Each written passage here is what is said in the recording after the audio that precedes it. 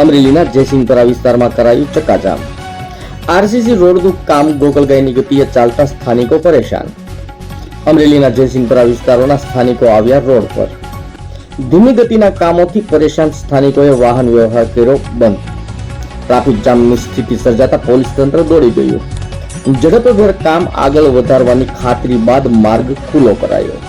રસ્તો બાધિત કરવાનો ચમત્કાર કરતા સ્થાનિકોની લાગણીઓ તંત્રે સ્વીકારી। આરસીસી માર્ગનું કામ ઝડપી કરવાની ખાતરી આપ્યા બાદ રસ્તો કરાયો ખુલ્લો।